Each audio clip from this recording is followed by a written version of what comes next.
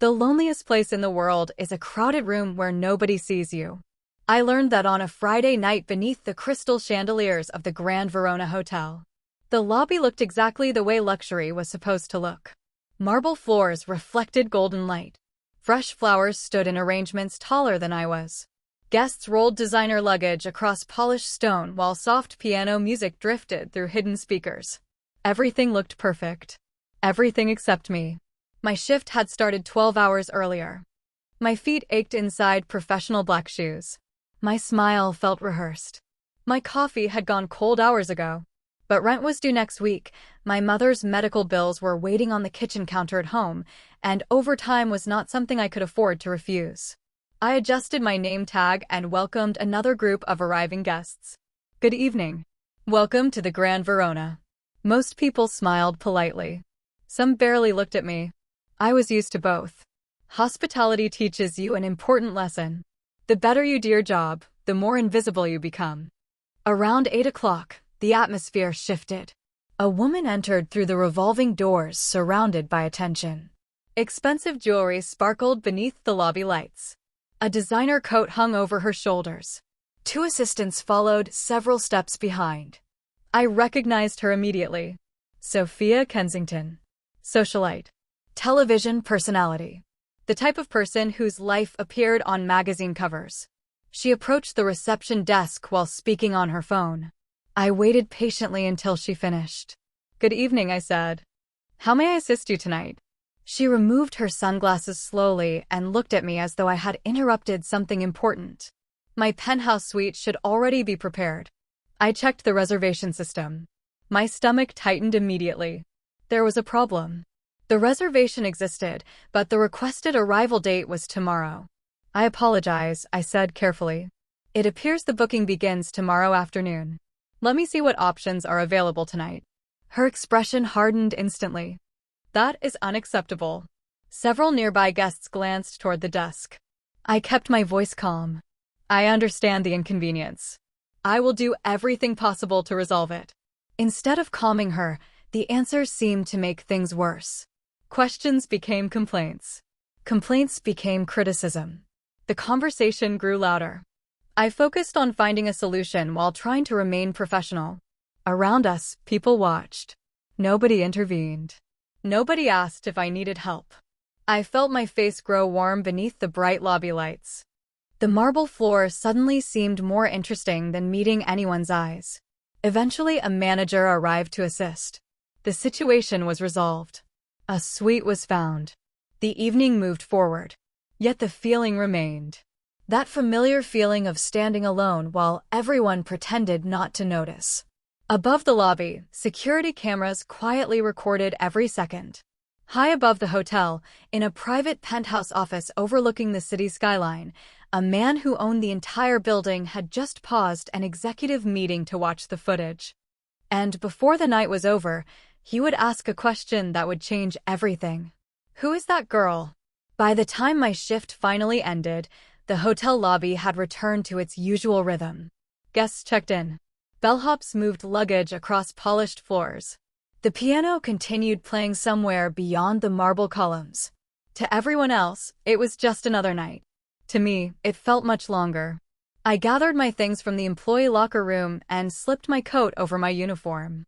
My phone buzzed before I reached the exit. A text from my mother. The pharmacy called. Do not worry about it. I can wait until next week. My chest tightened immediately. That was exactly the kind of message she sent when she needed help but did not want to ask for it. I stared at the screen for several seconds before replying that I would take care of it. Somehow, I always found a way. Outside, cold air swept through the city streets. Rain reflected the glow of traffic lights across the pavement. I sat inside my aging sedan and rested my forehead against the steering wheel for a moment. Exhaustion felt heavier than usual. The hotel paid well compared to most jobs. It just never seemed to be enough. Meanwhile, 40 stories above the city, Luca Moretti remained seated at the head of a conference table. Executives discussed expansion projects and quarterly revenue reports. Nobody noticed that his attention had shifted elsewhere. A security monitor remained paused on the screen beside him. Emma Brooks standing behind the reception desk. Emma Brooks apologizing repeatedly. Emma Brooks trying to solve a problem she had not created. Luca tapped the remote. The footage played again. One executive finally cleared his throat. Mr. Moretti, should we continue? Luca did not answer immediately. Instead, he watched the recording until it ended. Then he leaned back slightly in his chair. Who is she? The room fell silent. Several executives exchanged confused looks. The director of hotel operations opened an employee file. Emma Brooks. Front desk associate. 26 years old. Luca listened quietly.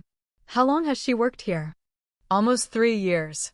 His gaze remained fixed on the frozen image displayed on the screen. Something about her expression bothered him. Not fear. Not frustration. Familiarity. The look of someone who expected nobody to help. Someone accustomed to carrying problems alone. Luca had seen that look before. Years ago. Long before he became one of the most powerful men in the city. Schedule a meeting tomorrow morning, he said. With Ms. Brooks, the executive asked carefully. Yes. Another silence followed. Finally, someone gathered enough courage to ask the obvious question. May I ask why? Luca stood and adjusted the sleeve of his dark suit jacket. His answer came without hesitation. Because every person in that lobby saw what happened. He glanced once more toward the screen. And she looked like the only person who believed nobody noticed. At that exact moment, sitting alone in my apartment with overdue bills spread across the kitchen table, I had no idea that the owner of the entire hotel had just changed tomorrow's schedule because of me. And I certainly had no idea that before the week was over, he would ask me a question nobody had asked in a very long time. Are you all right? The next morning, I arrived at the hotel 30 minutes early. Anxiety had always been more reliable than any alarm clock. The lobby looked peaceful in the early hours. Sunlight streamed through enormous windows overlooking the city. Housekeepers moved quietly between hallways. Fresh flowers had already been arranged near the reception desk. Everything appeared calm. My stomach did not get the message. I was reviewing guest arrivals when my manager approached. The expression on her face immediately made my pulse quicken. Emma, she said carefully. The executive office would like to see you.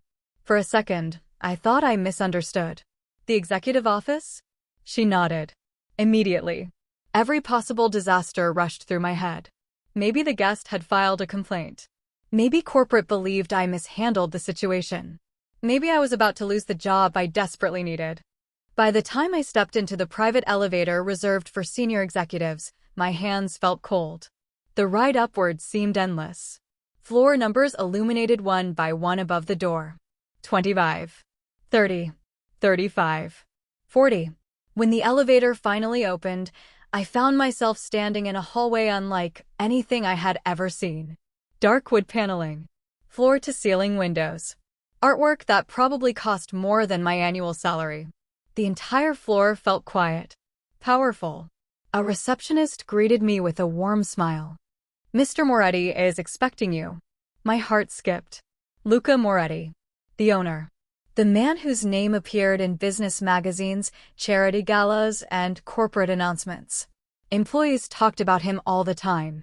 Most had never actually met him. The receptionist guided me toward a large office overlooking the skyline. The door opened.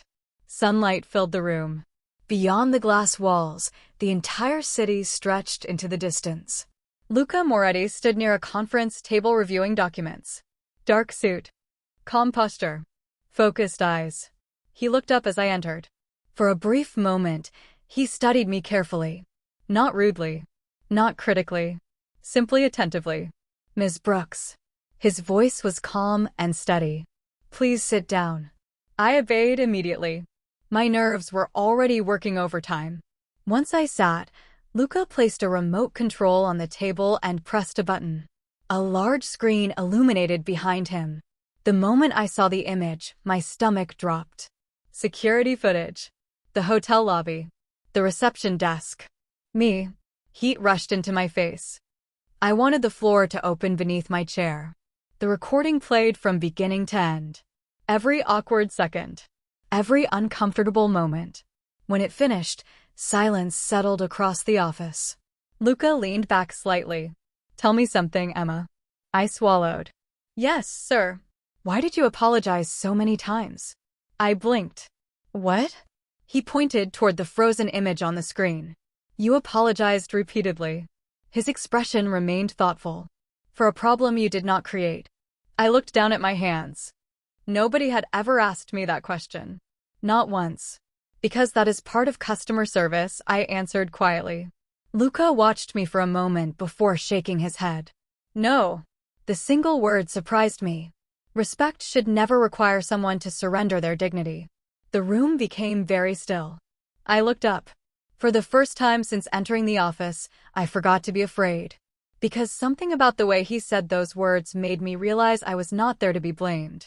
I was there because somebody had finally noticed. For several seconds, neither of us spoke. The city stretched endlessly beyond the glass walls behind Luca. Sunlight reflected across skyscrapers and busy streets far below. Up here, everything seemed calm. Controlled. Certain. Nothing like my life. I lowered my eyes toward my hands resting in my lap. Most guests expect an apology, I said quietly. Luca folded his hands together. Even when the problem is not yours? I gave a small shrug. Especially then. A faint crease appeared between his brows. Not anger. Disappointment. As though he disliked the reality of that answer more than the answer itself. The silence that followed felt different from the uncomfortable silences I was used to. This one felt thoughtful. How long have you worked here? He asked. Almost 3 years. He nodded slowly. And before that? A small hotel outside the city. Before that, a restaurant. A faint smile appeared. You have spent a long time taking care of other people. I laughed quietly. That is one way to describe it. To my surprise, Luca almost smiled in return. Then his attention shifted briefly toward my handbag resting beside the chair. Several envelopes were visible inside. Utility bills. Medical statements. Reminders of responsibilities waiting for me at home. Embarrassment immediately washed over me. I reached over and zipped the bag closed. Luca pretended not to notice. Somehow that simple act of discretion made me trust him more. An assistant entered carrying coffee and bottled water. Luca thanked him and waited until the door closed before sliding the bottle toward me. You look tired, Emma. The observation caught me off guard. Most people noticed when I smiled. Nobody noticed when I was exhausted. It has been a busy few months, I replied. Luca studied me for a moment. Busy. The way he repeated the word suggested he knew there was more behind it. He was probably right. Busy sounded easier than overwhelmed. Easier than explaining medical bills, overtime shifts, and the constant pressure of making sure everyone around me was okay before worrying about myself. Luca stood and walked toward the windows overlooking the city. Success creates a strange illusion, he said quietly. I looked up. What do you mean? He turned slightly. People believe hotels are about buildings, suites, revenue, luxury. His gaze returned to the skyline. They're actually about people. The answer surprised me. Not because it sounded good. Because it sounded genuine. Why are you telling me this? I asked. Luca remained silent for a moment before answering. Because everyone in that lobby focused on the guest. His eyes met mine. Calm. Direct. Certain. I was more interested in the employee standing alone. Something shifted inside me then. Small. Almost impossible to explain. Not trust. Not yet. But maybe the beginning of it. Nobody had ever said something like that to me before. Nobody had ever looked beyond the uniform and the polite smile. Luca returned to his chair. Tell me something honestly. My pulse quickened. Okay. Did anyone ask if you were all right after it happened? I opened my mouth. Then stopped. Because the answer was obvious. No. My manager checked whether the guest was satisfied. My coworkers discussed the situation. The hotel moved forward. Nobody asked about me. Luca seemed to understand the silence before I spoke. And in that moment, I realized this meeting was no longer about a difficult night in the lobby. It was about why a complete stranger seemed determined to remind me that I mattered. When the meeting finally ended, I expected to feel relieved. Instead, I felt unsettled in a way I could not explain. Luca stood as I gathered my handbag. Thank you for coming, Emma. I nodded politely. Thank you for meeting with me. The exchange sounded ordinary. Nothing about the morning felt ordinary anymore. The private elevator carried me back down through 40 floors of luxury and glass. As the numbers above the door steadily decreased, I stared at my reflection in the polished metal walls. Same uniform. Same tired eyes. Same life. Yet somehow I no longer felt quite as invisible. By the time I returned to the front desk, several coworkers were looking at me curiously. News traveled quickly in hotels. News traveled even faster when it involved the owner. My manager approached almost immediately. Everything okay? She asked carefully. I think so. She studied me for a moment. You were upstairs for more than an hour. I had not realized so much time had passed. We just talked. The answer sounded strange even to me. The rest of the afternoon moved slowly. Guests checked in. Reservation requests arrived. Phones rang. Luggage carts crossed the lobby. Yet my thoughts kept returning to Luca's office. To the questions he asked. To the things he noticed. Around 4 o'clock, my phone buzzed with another message from my mother. The pharmacy agreed to wait until Friday. Do not worry. Relief washed through me. Small victories mattered when every dollar already had a purpose. I smiled despite myself. A coworker noticed immediately. Good news? She asked. Something like that. By evening, the lobby lights reflected warmly across the marble floors. The hotel began preparing for another busy night. When my shift finally ended, I gathered my belongings and headed toward the employee exit. Outside, the air felt cool and fresh after a brief afternoon rain. The city skyline glowed beneath a fading sunset. I was halfway across the staff parking area when a member of hotel security called my name. Emma. I turned. He approached carrying a small black gift bag. Confusion immediately replaced my exhaustion. This was left for you. For me. He nodded. From the executive floor. My pulse quickened. Once he walked away, I carefully opened the bag. Inside sat a leather-bound journal. Elegant. Simple. Professional. Tucked inside the front cover was a handwritten note. For words written in neat black ink. Write down your future. No signature. No explanation. None was necessary. I stared at the message while evening traffic moved beyond the hotel entrance. The journal itself was not extravagant. Compared to Luca's world, it was probably insignificant. But that was not the point. The point was that somebody had looked beyond my uniform and seen possibilities I had stopped seeing myself. Most people noticed whether I smiled. Luca noticed whether I dreamed. I closed the journal gently and looked back toward the towering hotel behind me.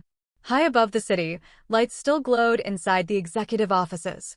And for the first time in years, I found myself wondering not why Luca Moretti had noticed me, but why he seemed determined to remind me that my future could be bigger than my struggles. The journal stayed on my kitchen table for the next several days. Every morning before work, I opened it and wrote down one goal. Some were practical. Pay the pharmacy bill. Save $100. Help mom without using a credit card.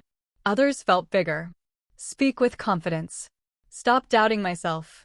Build a future instead of just surviving the present.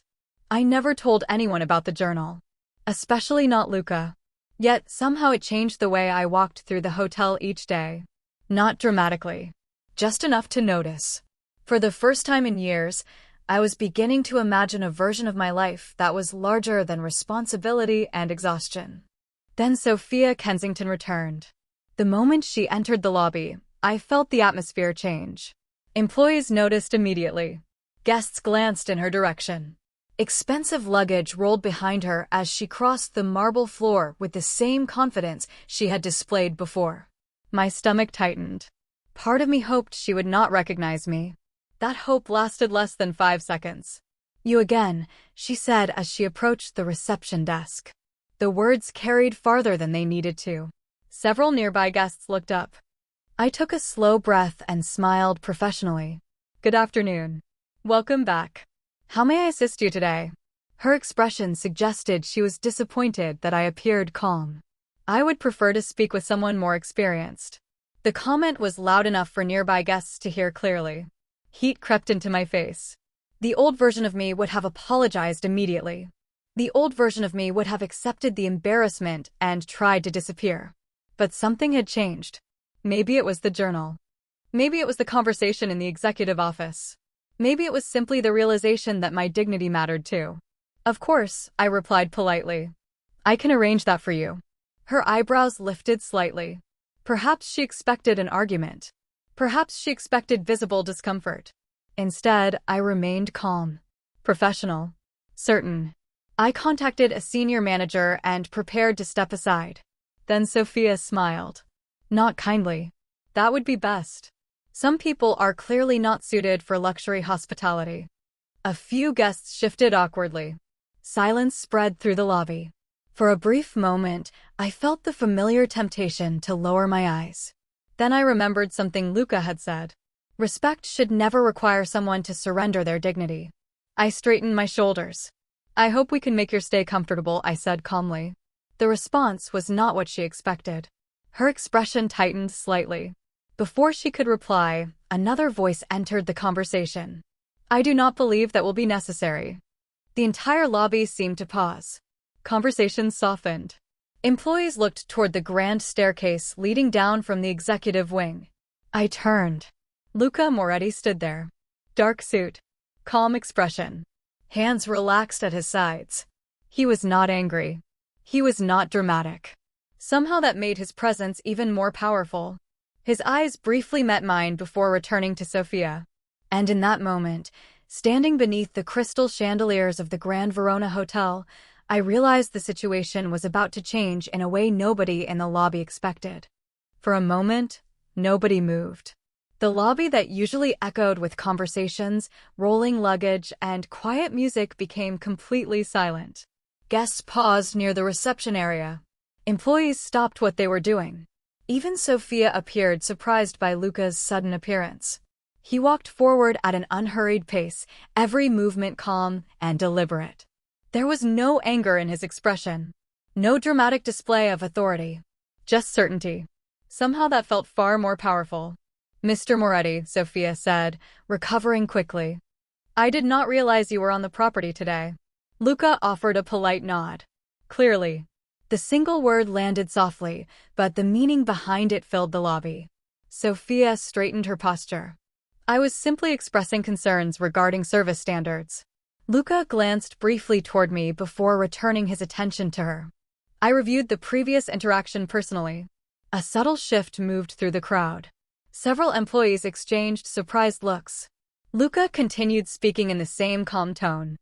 And I have reviewed today's interaction as well. Sophia's confident smile began to weaken. Then I am sure you understand my concerns.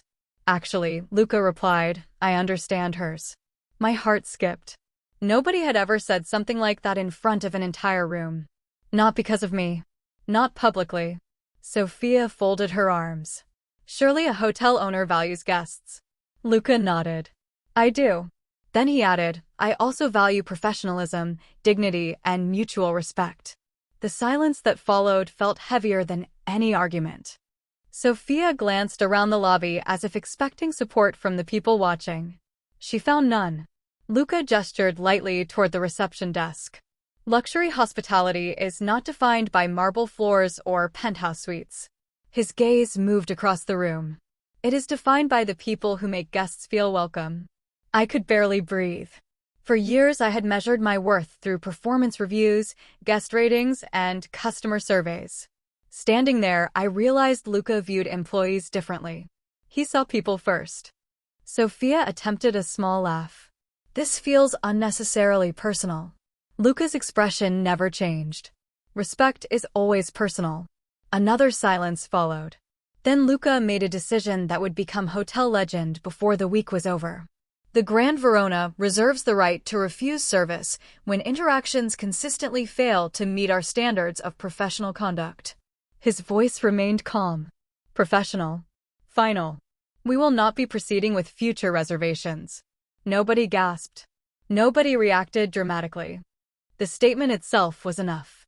Sophia stared at him for several seconds before realizing the conversation was over. Without another word, she turned and walked toward the revolving doors. Moments later, she disappeared into the afternoon sunlight. Slowly, life returned to the lobby. Conversations resumed. Guests checked in. Employees returned to work. The world continued moving. Luca turned toward me. "Ms. Brooks." My pulse immediately accelerated. "Yes, sir." A faint smile appeared. "Thank you for remaining professional." For a moment, I could not find the right words. Then I told the truth. "Thank you for noticing." Something warm appeared in his eyes. Not pride. Not satisfaction. Respect. Genuine respect. Luca gave a small nod before turning toward the executive elevators. As he disappeared from view, I realized something important. The most powerful moment had not been watching him stand up for me. It was realizing that, for the first time in my life, I had stood up for myself too. The days that followed felt different. Not because my problems disappeared. The pharmacy bill still needed to be paid. My mother still worried more about everyone else than herself. My aging car still made an unsettling sound every time I started the engine. Life remained life. The difference was inside me. For years, I had measured my value through other people's opinions. One difficult guest could ruin my entire week. One critical comment could stay in my mind for days. Now, whenever doubt tried to return, I remembered standing in the hotel lobby and choosing not to lower my eyes. I remembered answering with dignity instead of fear. More importantly, I remembered that I survived. 3 weeks later, the Grand Verona announced a leadership development program for employees interested in management positions. Normally, I would have ignored the invitation. People like me did not become hotel leaders. People like me worked hard, paid bills, and stayed invisible. At least that was what I used to believe. This time, I signed up. The program took place inside a conference center connected to the executive offices. Nearly 60 employees attended. Front desk associates, event coordinators, guest service managers, administrative staff. Everyone sat around large tables discussing professional goals and future opportunities. I felt completely out of place. During a break, I stepped onto an outdoor terrace overlooking the city skyline. The afternoon sun reflected across nearby buildings. A gentle breeze carried the scent of flowers from rooftop gardens below. For the first time all day, I could breathe. "Escaping already?" The familiar voice made me smile before I even turned around. Luca stood near the doorway holding a cup of coffee. "I am not escaping," I replied. "I am thinking." A faint smile appeared. "That sounds suspiciously similar." I laughed quietly. Somehow conversations with him always felt easier than they should. Luca joined me at the railing and looked out across the city. "How is the program?" he asked. "Intimidating." "Good." I stared at him. "Good."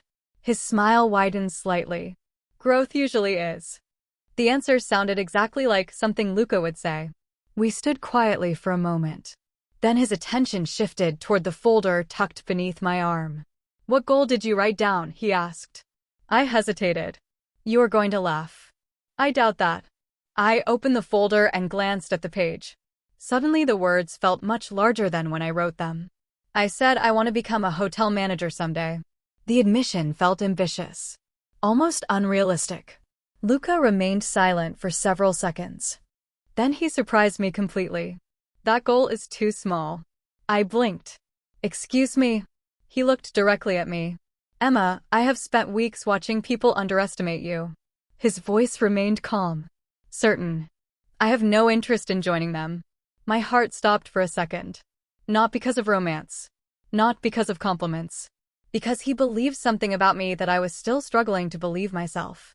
As the city stretched endlessly beyond the terrace, I realized Luca was giving me something more valuable than protection. More valuable than encouragement. He was giving me permission to imagine a future bigger than fear. And somehow, standing beside one of the most powerful men in the city, I began to believe that future might actually be possible. 6 months later, I stood behind the main reception desk and watched the morning sunlight spill across the marble floor of the Grand Verona Hotel. The lobby looked exactly the same as it had on the night everything changed. Crystal chandeliers glowed overhead. Fresh flowers decorated every corner. Guests moved through the entrance carrying luggage and expectations. Yet somehow the entire place felt different. Maybe because I was different. A plaque beside a private office near the executive wing now carried my name. Guest Services Manager. Even after seeing it every day for weeks, it still felt unreal. There had been training sessions, leadership programs, interviews, and long evenings spent studying procedures after work. There had been moments when I doubted myself. Moments when old fears tried to return. But every time they did, I remembered the journal. I remembered the questions Luca asked. Most importantly, I remembered the moment I stopped believing I deserved to be overlooked. Around noon, I found myself standing near the exact reception desk where everything had started. The memory returned immediately. The embarrassment. The loneliness. The feeling that nobody noticed. For years I believed that night had been one of the worst moments of my life. Looking back, I realized it had been the beginning of a better one. "You're smiling." I turned and immediately recognized the voice. Luca Moretti stood a few feet away, hands relaxed in his pockets, watching me with the same calm expression I remembered from our first meeting. "I was thinking," I admitted. A faint smile appeared. "That can be dangerous." I laughed softly. "You say that every time." "Because it keeps proving true." We walked slowly across the lobby together. Employees greeted him respectfully. Guests admired the elegance of the hotel. Everything felt peaceful. Earned.